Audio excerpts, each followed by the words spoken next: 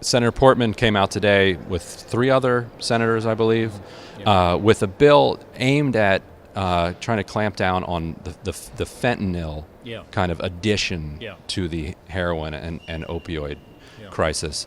And I understand the way you want to do it is try to.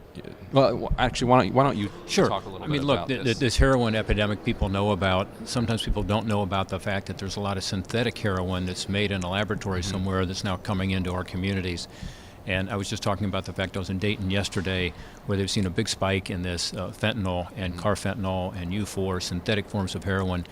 And it's much more dangerous because it's much more powerful. So there's more overdoses and more deaths. The example I was given yesterday was a 14-year-old girl who was encouraged by the trafficker to snort fentanyl, and she did it and she overdosed and died, probably thinking it was more like heroin. Right. Which is one of the reasons people are overdosing more, and the death rate is higher. So the question is, how do you deal with it? Well, it turns out it's actually shipped into the country by the mail system, as compared to heroin, which comes overland mostly from Mexico, and it mostly comes from one country, China. And so what we're saying in this legislation is really very simple, which is that we should have on these packages coming from China the kind of information that private carriers have to have. Traffickers use the mail system rather than private carriers because they don't want to say where it's from, what's in it, where it's going.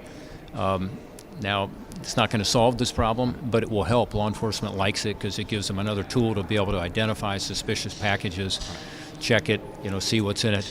But this is, one part of a much bigger effort that's got to be undertaken in our communities to be able to stop this. And that's why, I've supported, and Congress has passed more funding for treatment and recovery, different ways to focus on prevention and education. I mean, it's a broad effort that's got to include all of the above, including, unfortunately, because there's so many people addicted now, more access to naloxone or Narcan, which is this miracle drug that actually can reverse the effects of an overdose.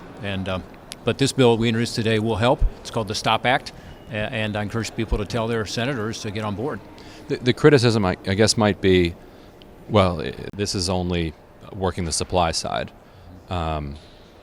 Are they going to find another way in? Have you looked at whether or not this would actually clamp it down, or would they find a new way in? Or do you think this is kind of a unique situation where you have these manufacturers who are in China and India, and if you can clamp them down, then there actually aren't a lot of other ways for them to get in?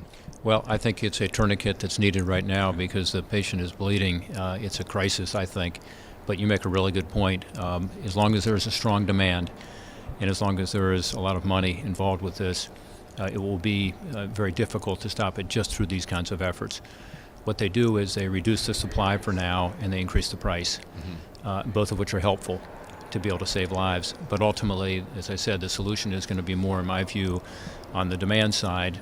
Prevention, obviously the best way, if you can keep from getting into the funnel of addiction in the first place and convince people that this will steal your dreams and ruin your life, that's the best thing. And then when people do become addicted, is to help them to get out of this addiction through better treatment and longer-term recovery, which we learned is really important to successful treatment and getting people back on their feet. And so, it's a combined effort, and sadly, we're not making progress right now. I mean, I think Congress has done the right thing in the last several months to pass legislation to help in this, particularly the Comprehensive Addiction and Recovery Act and the additional funding for treatment. But it's getting worse, not better, in my view, and in the information I'm getting from our folks in Ohio. Last quick question. Andy Puzder, have you decided on how you're going to vote on him, and are you getting a